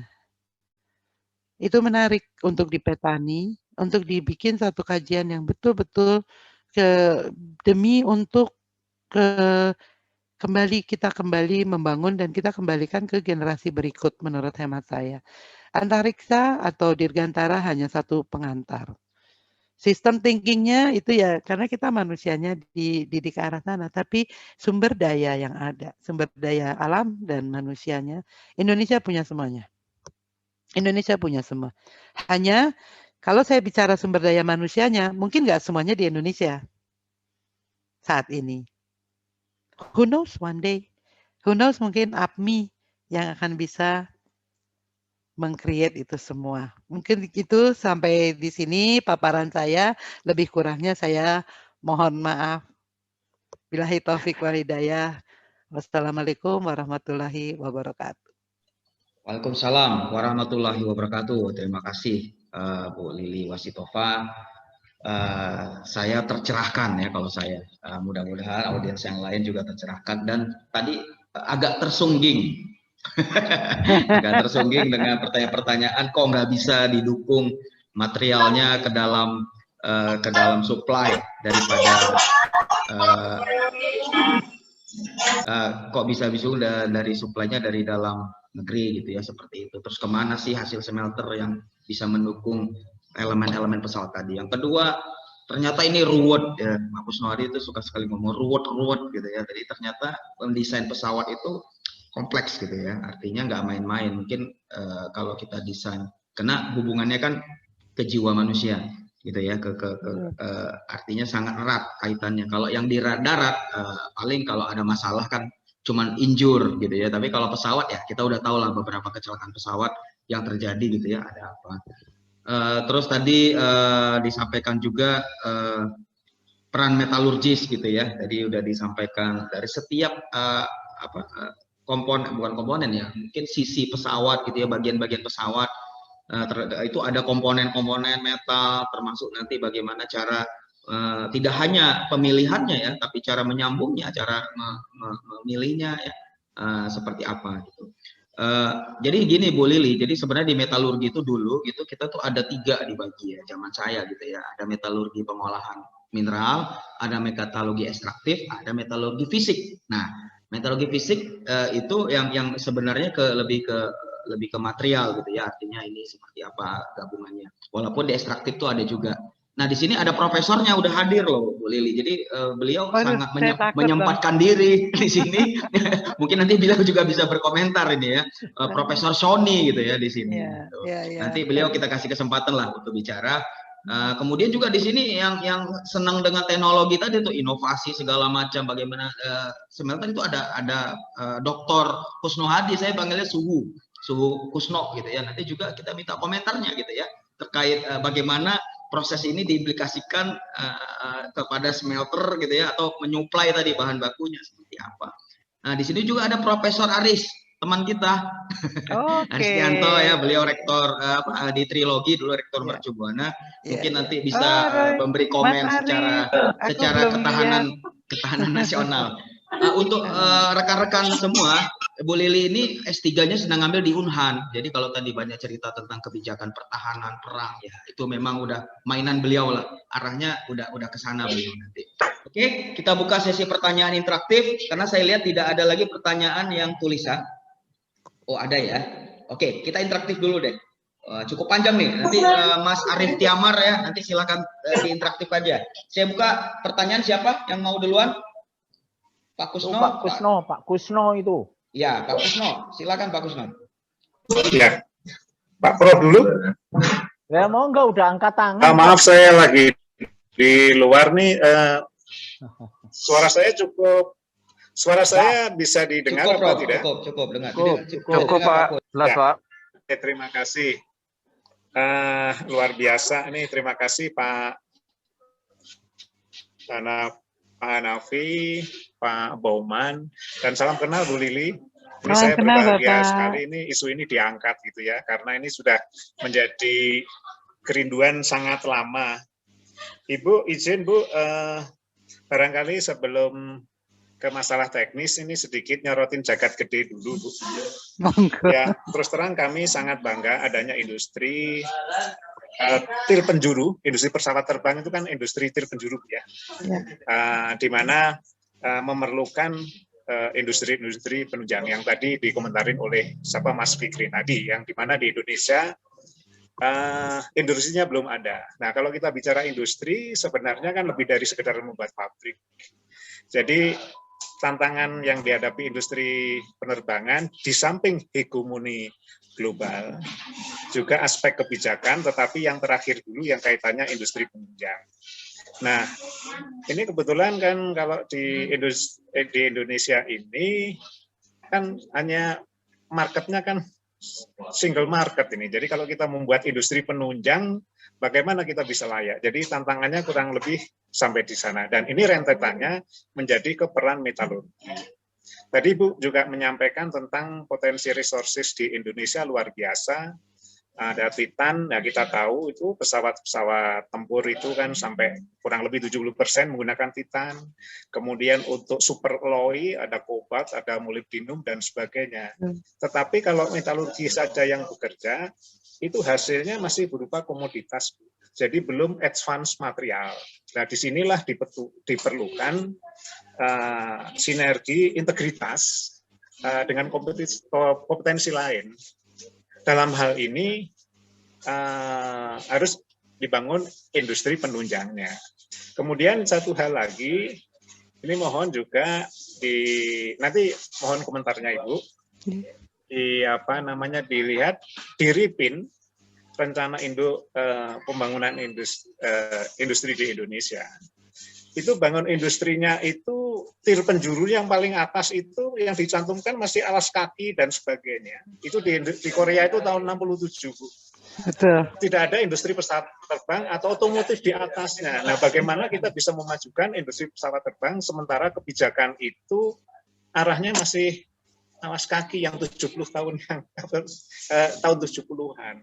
Oleh karena itu, kalau bicara industri, yang diselesaikan bukan aspek teknis, hanya memproduksi, tetapi segala hal yang menyangkut, mungkin kalau industri pesawat terbang sampai pentaholik ya, itu harus diurus semua oleh industrinya. Betul. Supaya peran metalurgi tadi, itu bisa. Nah, kawan-kawan semua ini kalau dari sisi knowledge yang diajarkan Profesor Sony sudah sangat luar biasa, tapi akhirnya kita hanya sebatas ilusi semua. Siapa ini yang bernyali mampu mendirikan industri? Di antaranya harus ada willingness ya. Nah ini mohon tanggapan ini terkait tantangan itu di dalam membangun pesawat terbang, di mana industri pesawat terbang ini kan tidak bisa berdiri sendiri. Ini yang kuat harus sektor-sektor penunjang. Belum lagi masalah hegemoni global, kita tahu itu siapa yang paling hegemoni di dalam industri pesawat terbang. Kemudian kalau keyakinan tentang metalurgi, kita tahu bagaimana Jerman hampir menguasai hampir seluruh benua itu ya belahan bumi itu karena di sana banyak ahli-ahli metalurgi. Inggris juga demikian, kemudian Amerika juga demikian, Jepang juga demikian. Hanya di Indonesia sajalah metalurgi ini kurang dikenali. Dan hari ini saya sangat bahagia APMI mengangkat isu ini dan Ibu bersedia menjadi pemapar ini. Mudah-mudahan ini sebuah awal, jadi tidak apa-apa, semuanya belum sempurna, nanti kita kesempurnaan kemudian. Saya kira Ibu, terima kasih. Oke, matur suwun Pak Kusno. Ini langsung aja atau gimana Kang? Langsung aja. Oke. Baik, izin saya mau langsung ada beberapa hal bahwa ini yang menyedihkan ya. Jadi sebenarnya saya ketemu satu dokumen yang saya cari lama. Saya mulai dari belakang ya Pak Kusno ya. Kenapa Jerman memetakan, kenapa Belanda memetakan, kenapa Amerika ya. Gini, kita ini mungkin karena bangsa Indonesia ini terlalu nyaman, nggak tahu, belum berasa bahwa kita ini lagi di sorga nih sebenarnya. Semua ada. Saya bilang, semua ada. Nah, orang-orang yang datang ke sini ngintip kita tuh baik. silahkan, monggo gitu ya. Lalu saya ketemu dokumen tahun sebelum Perang Dunia Kedua. Itu sudah ada peta ya untuk mengatakan detail. Itu udah seperti kayak Google ngirim orang untuk ke ini ya, bikin Google Earth itu bisa lihat dari mana aja. Itu kan ini data ya, long latnya. Nah ini sama kurang lebih, tapi ada material apa di mana dan bagaimana cara menggalinya. Tapi dokumen itu tidak dimiliki orang Indonesia. Kenapa? Padahal itu di depan mata. Itu ada. Dan kebetulan salah satu juga pendukungnya adalah kebetulan almarhum ayah saya ahli nuklir. Jadi saya kalau untuk bicara uranium atau ium-ium yang lain itu dari kecil sudah biasa. Dan kita tahu alat ukurnya kayak apa. Kita bisa, masih kecil, masih SD itu bisa mengoperasikan itu. Walaupun mahalnya minta ampun ya, karena itu kan first generation mungkin atau second generation. 8 pun masih baru ya waktu itu. Ada nggak? Ada, semua ada. Nah, ini butuh, saya tidak ingin menggambarkan, tapi saya tadi sengaja bercerita bahwa dalam rentang waktu 4 tahun, tidak ada satupun negara yang memproduksi 100 kali lipat lebih banyak pesawat. Nggak ada satupun yang ngomong nilai ekonomis tuh. Karena mereka mempertahankan diri gila-gilaan. Dan mereka bisanya harus mempertahankan diri dengan cara itu.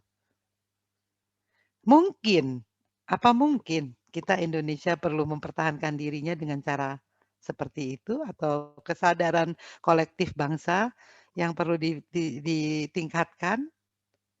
Ya, saya rasa hal-hal seperti ini perlu dikaji, perlu dibicarakan. Karena siapa yang mau mempertahankan negara ini? Kalau kita nggak punya alutsista, apakah kita akan punya deterrent effect? Adakah kita punya efek getah terhadap yang lain? Betul, manusia kita luar biasa Indonesia. Tapi apa ya masih? Ya, itu yang saya ajak pada ini semua, ayo dong bikin deh smelternya. Mulai kecil, mulai yang manapun bisa. Saya nggak pernah menganggap, karena saya melihat, jadi saya cerita salah satunya. Saya dulu kerja, tadi Kang Hana udah sampaikan, saya kerja itu di desain CAD ya, CAD design, computer aided design, kemudian saya pindah ke workshop.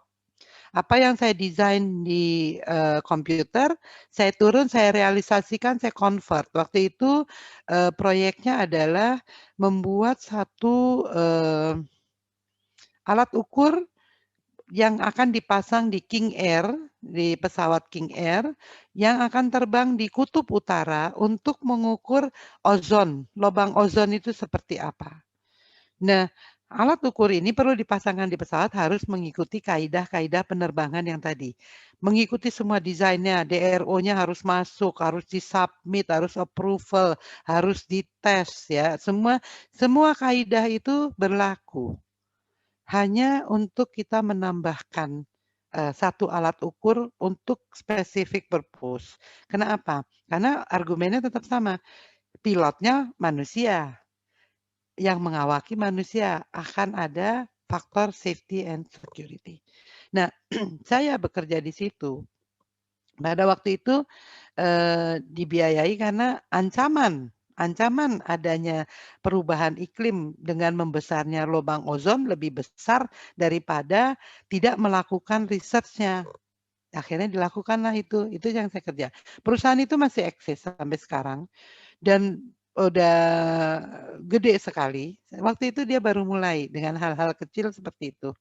Dalam waktu kurang dari 20 tahun, dia mendunia dan ada di Indonesia sekarang. Saya cuma mengatakan bahwa kenapa kita nggak lakukan hal-hal yang semacamnya? Dengan memakai kaidah yang sama. Ya kalau kita belum boleh bikin pesawat seperti halnya dulu Jepang karena sebagai negara yang kalah perang tidak boleh membangun pesawat. Kita misalnya Indonesia nggak tahu kita kalah perang di mana, kenapa kita di-ban, kenapa kita nurut, itu bukan keputusan kita ya. Tapi kalau kita tidak berkarya, tidak berkreasi, nah itu urusan kita, saya rasa. Mungkin gitu Pak Kusno Hadi. Oke, terima Terima kasih. kasih Bu. Pak Kusno, terima kasih pertanyaannya. Jadi Ada yang kelewat nggak tadi, Kang? Punten. saya rasa udah semua ya Pak Kusno ya. Intinya kan tadi sudah dimulai dengan ternyata asing aja udah punya tentang Indonesia gitu ya, elemen ini. Terus yang paling penting tadi poinnya adalah mau nggak kita nggak profit tapi bangun itu gitu ya, dengan kepentingan-kepentingan lain ya, kepentingan bangsa lainnya gitu ya. Nah ini memang harus ada political will ya, political will di mana kita tidak hanya semata-mata untuk profit, tapi lebih apa? Kan ada tuh di pembukaan undang-undang melindungi segenap warga negara Indonesia, seluruh tumpah darah ya, bangsa Indonesia seperti itu.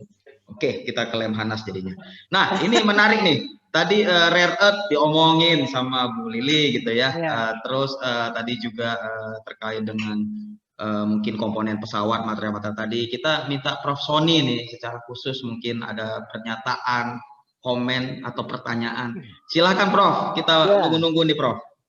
Ya, terima kasih Pak Hanafi, Dr. Hanafi. Assalamualaikum warahmatullahi wabarakatuh. Salam kenal untuk Bu Lili ya. Selamat sore. Ya, saya mohon maaf agak terlambat barusan karena tiba-tiba ada rapat kampus.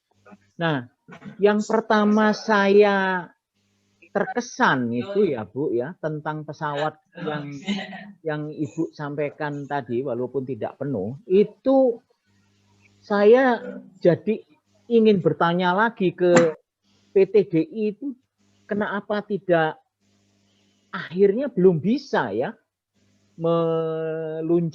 menerbangkan pesawat. Jadi kalau saya ingat perjuangannya almarhum Profesor Habibie itu panjang sekali. Tetapi karena ditinggal pindah ke politik macam-macam ya, akhirnya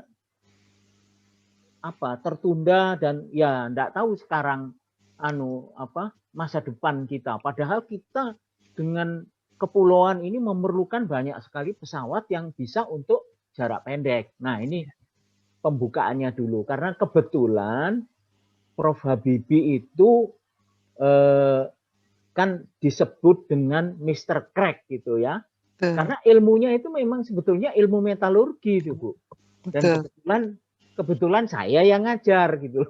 Jadi wah ini di mesin malah ya, Pak Habibie tidak di metalurgi, tetapi di Jerman lebih dikenal sebagai ilmu crack di pesawat itu. Nah itu yang pertama pembukaan saya. Saya nggak tahu apakah Ibu pernah dengar yang namanya Prof. Marjono dan Prof. Rohim Suratman, almarhum. Prof. Marjono pernah Pak. Nah, ya. Jadi dulu saya masih tahun 70-an awal itu kuliah ujian dari beliau-beliau itu. Nah, begitu metalurgi itu baru berdiri prodinya 2006, Bu. Nah, baru 2006, tapi memang subbidang itu, sebagian itu dari 1961 itu Pak Rosik Budioro yang sempat Menteri PU itu sudah mengambil bidang metalurgi. Tapi sebagai prodi baru yang ya termasuk saya ikut membidani lah itu baru 2006. Jadi sejak itu kuliah-kuliah yang mechanical, physical metalurgi saya yang mengembangkan di prodi metalurgi yang baru. Luar biasa. Itu ceritanya. Ceritanya latar belakangnya. Nah sekarang mengapa saya tadi info dulu ke Mas Fikri bahwa saya masih ada rapat ini. Karena saya kebetulan riset saya S3 saya itu aluminium litium alloy, Bu. Nah, ya jadi itu sudah jelas sampelnya dulu kerjasama kita dengan McDonnell Douglas di di Amerika, sehingga langsung kita diskusi dengan aplikasinya gitu ya. Nah, oleh karena itu pertanyaan pertama saya itu seberapa besar kemungkinan Indonesia itu masuk ke paduan-paduan aluminium tadi, karena untuk pesawat itu ada 7075, 2024 dan yang terbaru 2019 ya.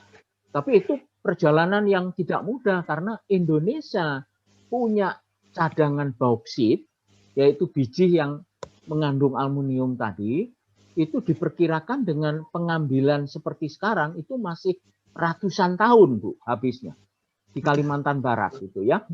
Sekarang itu kita hanya punya produk aluminium ingot, alloy, belum alloy, ingot ya, masih murni aluminium itu hanya 300.000 Bu. Bayangkan itu.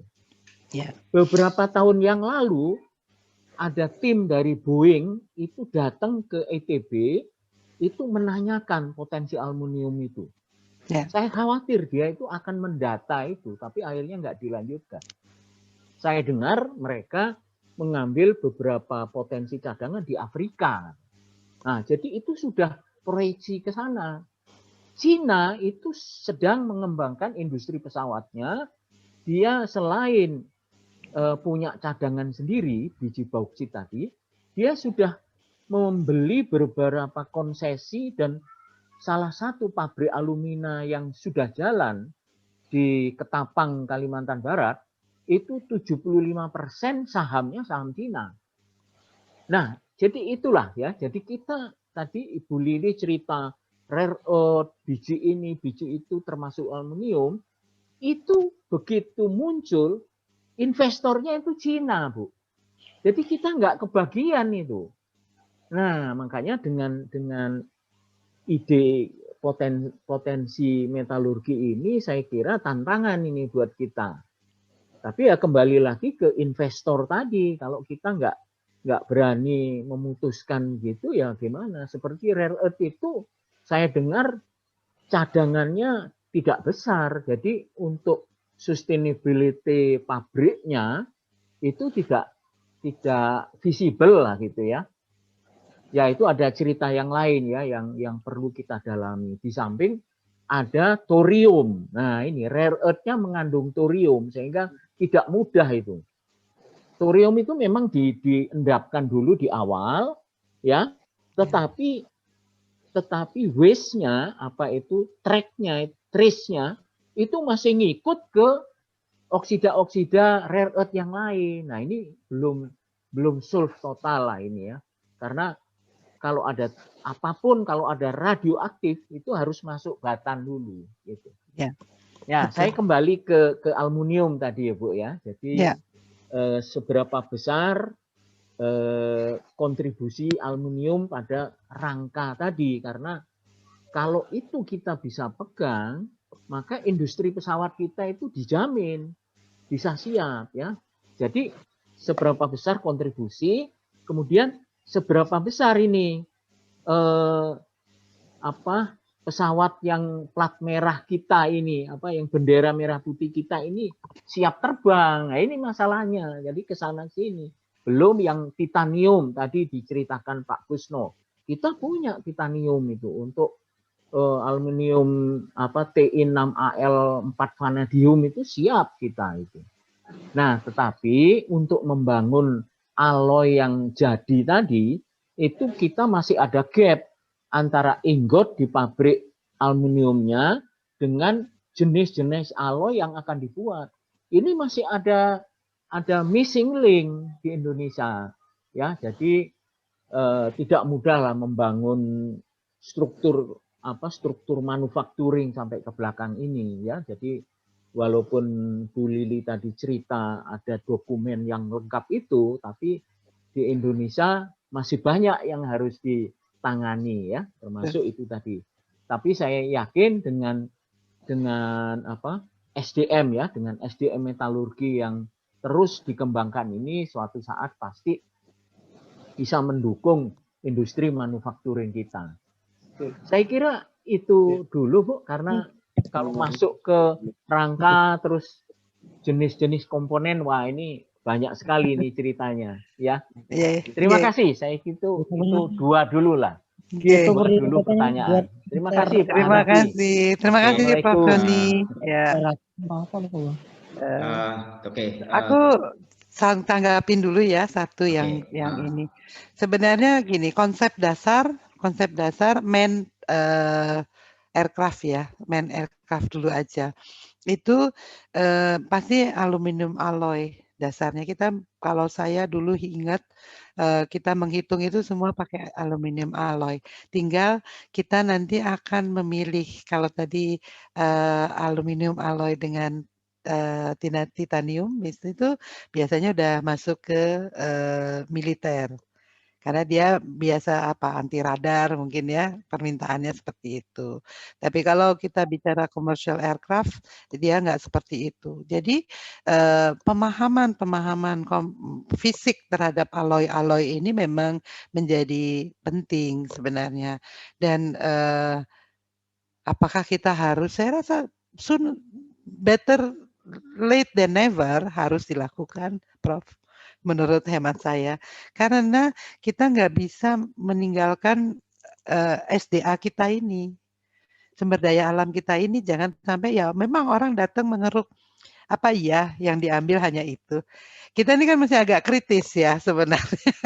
Kita bukan makanya kapan kita punya sense of urgency untuk mengawal SDA kita. Itu aja. Saya kembalikan nanti ke semuanya. Karena kalau kita pikir, apakah yang di Afrika sama bagusnya dengan yang di Indonesia? Orang akan selalu mengatakan kepada orang Indonesia, oh rare earth-nya Indonesia tuh nggak bagus, speknya beda. Gitu. Saya biasanya saya gini, oh yang benar. Emang tahu perbandingannya gimana sih? Biasanya saya tanya kembali. Karena statement-statement seperti itu kadang itu agak-agak ini ya, agak-agak hoax ya. Jadi hoax itu kita dipaksa percaya sesuatu yang not true ya, seperti itu. Itu Prof kalau dari saya tanggapannya. Tapi semua berawal dari aluminium alloy ya.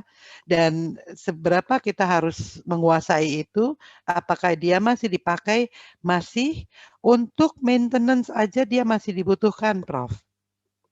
Jadi kalau kita mau mengambil pangsa pasar untuk maintenance part yang certified sesuai dengan standar penerbangan, itu bisa. Itu sebagai starting point bisa dong mestinya. Hanya tinggal siapa yang akan mau di situ berinvestasi. Jadi kembalinya nanti economical scale sama apa pembandingnya. Nah itu yang silahkan saya kembalikan ke forum. Gitu Kang Hana. Makasih. Prof. Kembali Ya, lagi terima ke kasih. Ya. kembali Silakan, lagi ke Lanjut. antara trade off political will dan komersil gitu ya. Kembali kita mau duit cepat apa duit lambat. Nah, jadi kalau saya lihat sih Indonesia ini kan dibanding negara lain ya, kita tuh kan banyak proyek tapi dananya yang kurang. Kalau tempat lain itu proyeknya nggak ada, dananya banyak. Jadi ya, itu betul. Terjadi simbiosis mutualisme di mana kita jadi sasaran ya. Tadi sedikit aja kalau negara luar butuh, wah kita invest di sini untuk intermediate-nya gitu ya, untuk bahan intermediate-nya nanti di sana diolah lebih lanjut. Ya mudah-mudahan lah tadi Pak Kusno bilang dengan RIPIN nanti ada grand strategi dengan kontribusi Prof. Sony yang terus ya kiat terkait dengan alloy segala macam itu, semoga ada industri turunannya lagi ya setelah smelter gitu ya, smelter sehingga tadi bisa menjadi supply atau pasok untuk misalnya part dulu atau selanjutnya apa gitu ya. Mungkin begitu. Yang pertama tadi Prof. Sony nanya itu PTDI kenapa nggak lanjut. Jadi Prof di sini ada teman kita juga dari PTDI namanya Rizky Ramona.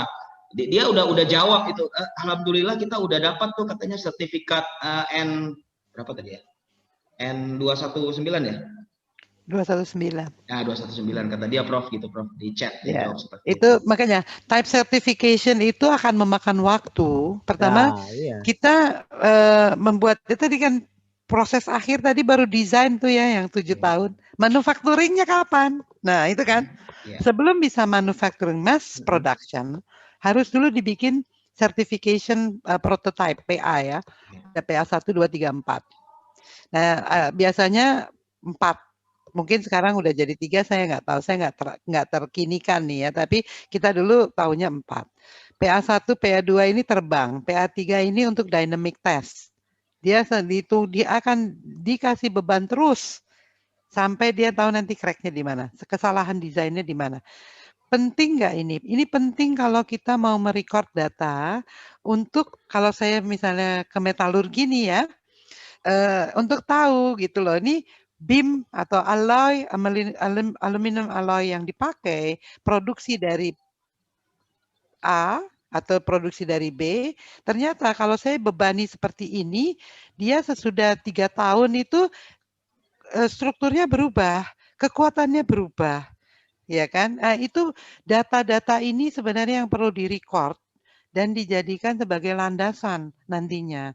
Nah, handbook yang tadi saya tunjukkan di awal, itu adalah merupakan kumpulan data-data dari testing dynamic test seperti itu, salah satunya. Nah, type certification dilakukan biasanya antara PA1 atau PA2. 2019 itu saya bukan spokesperson-nya, tapi secara akademik saya akan melihatnya, oh mungkin dia dapat dari PA1-nya. Gitu kan 300 sekian jam terbang. Nah, itu harus dibuktikan sebelum bisa membawa pesawat. Sebelum boleh menjadi ada penumpang naik di situ. Itu semua harus dibuktikan. Apa yang kita hitung, apa yang kita bangun itu sesuai dengan prosedur standar keselamatan safety and security procedure. Nah, itu yang disampaikan. Congratulations. Itu makanya saya bilang bangga. Dan ada banyak technical issues, pastilah. Bukan satu hal yang aneh kalau kita orang teknik, pasti teknikalnya, isunya juga teknikal kan, seperti itu. Nah, itu tambahan aja mungkin dari saya. Terima kasih. Oke, terima kasih Bu Lili. Mungkin kita buka pertanyaan interaktif lagi. Ada juga pertanyaan Mas Arif Tiamar, ini mau dibacain apa mau tanya langsung aja deh? Panjang banget pertanyaannya. Kang Arif Tiamar. Masih di sini nggak ya? Oke. Mungkin nggak ya. Jadi pertanyaan kurang lebih sama, tapi lebih ke nikel beliau, Bu Lili. Jadi pertanyaannya itu ya nikel tuh banyak lah dibutuhkan di komponen pesawat gitu ya, sampai ada nikel nanopowder untuk pesawat steel siluman itu gitu ya, bisa digunakan juga. Nah, tapi pertanyaan akhirnya itu sebenarnya bagaimana mirip dengan Prof gitu ya. Bagaimana pendapat Ibu agar potensi tersebut bisa diintegrasikan dari hulu hingga menjadi pesawat? Potensi nikel tadi, kalau tadi Prof ke aluminium, kalau Pak Arif lebih ke nikel.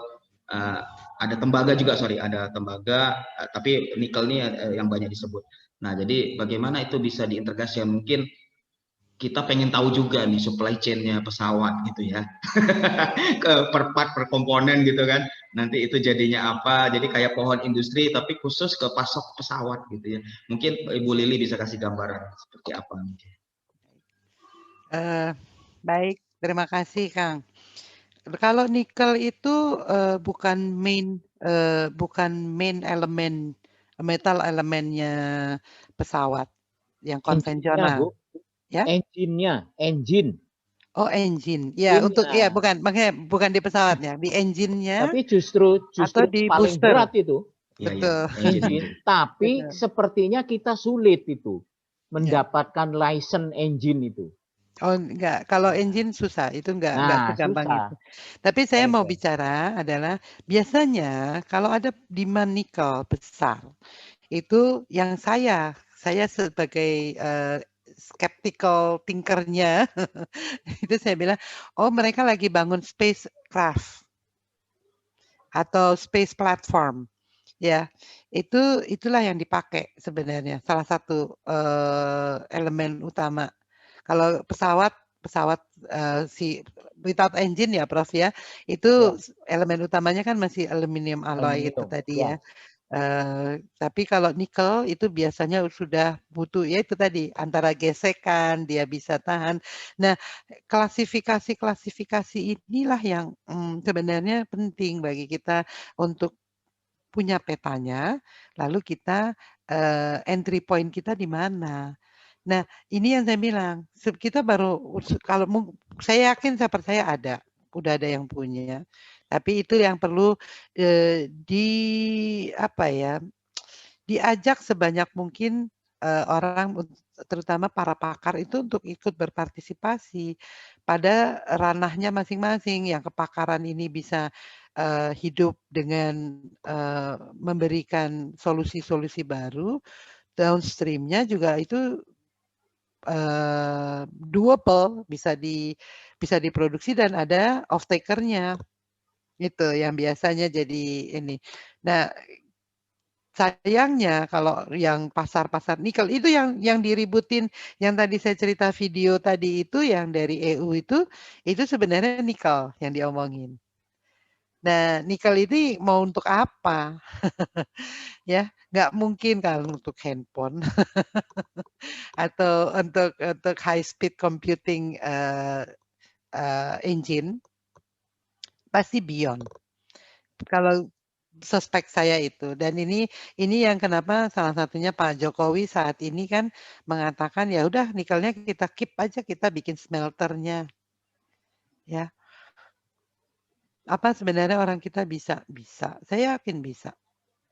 Cuman kita nanti akan dihantam, oh harus ini, harus itu, sampai itu mubeng-mubeng nggak jelas gitu. Biasanya sih gitu menurut saya. Itu aja dari saya, Prof. Izin. Mudah-mudahan membantu. Oke, terima kasih Bu Lili. Mungkin satu pertanyaan lagi ya, udah 17 jam 5 lewat 17. 17 nih. Ya, 17 mungkin saya lihat satu pertanyaan lagi, karena saya lihat tadi kalau di chat tuh konfirmasi aja sebenarnya ya. N219 sudah dipesan Pemda Aceh, kata Rizky dari PTDI gitu ya. Kemudian lagi ya intinya hanya komen-komen saja. Kalau tidak, ini ada pengembangan, adakah hasrat pemerintah untuk mengembangkan R80 dan N250? Ini mungkin bukan ke Ibu Lili ya, tapi kalau Bu Lili mau Bu Lili mau menjawab silakan, kalau mungkin ada bocoran. Saya bukan pemerintah soalnya. Bukan ya. Oke. Jadi oke. Kita buka satu lagi, mungkin Ibu Susaptri atau Pak Aris Setianto, Prof Aris. Mungkin ada pertanyaan Prof. Ini Prof juga. Oke. Bu Susaptri, ada pertanyaan atau yang lain? Oke. Kalau tidak ada, mungkin kita sudahi saja. Nah, jamnya juga sudah masuk. Mungkin siap-siap panitia untuk ambil foto sebentar, gitu ya. Tapi sebelum ambil foto, sambil dibuka videonya, Bapak Ibu sekalian, saya mau share lagi pengumuman ya. Mungkin tadi di awal belum terkecap gitu ya. Karena hadirnya tadi belum ada. Jadi pertama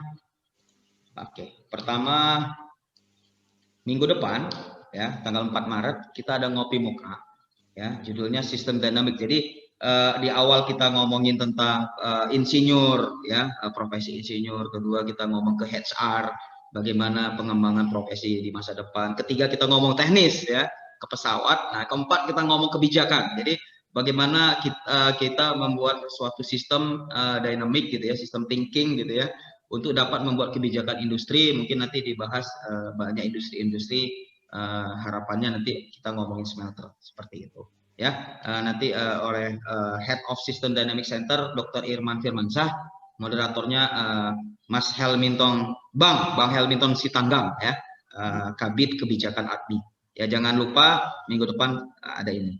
Oke, kedua, sebelum saya stop.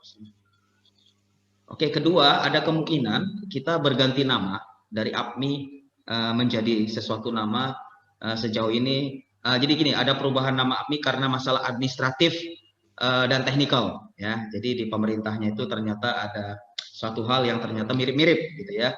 Nah, tadi juga Bu Lili ngomong APMI ini banyak loh katanya. Ini APMI yang mana gitu ya. Akhirnya kita kemungkinan nanti kita announce secara resmi ya, Pak Boma nanti boleh komen, namanya dari APMI menjadi Prometindo ya.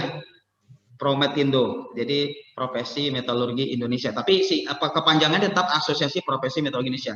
Cuman singkatannya tidak APMI, tapi menjadi Prometindo. Ini semata-mata karena masalah administratif nama yang sudah terlalu banyak, gitu ya. Jadi terpaksa nanti kita akan rubah pelan-pelan supaya kembali ke menjadi familiar. Mungkin itu saja. Bapak Boman ada tambahan terkait tadi Prometindo? Silakan. Tidak ada, Pas. Nggak ada ya. Oke, kita foto. Siapa? Fikri sudah difoto? Mungkin Bapak Ibu dibuka dulu lagi videonya. Ya, nanti kita jadi dokumentasi ini. Oke. Mas Fikri sudah diambil?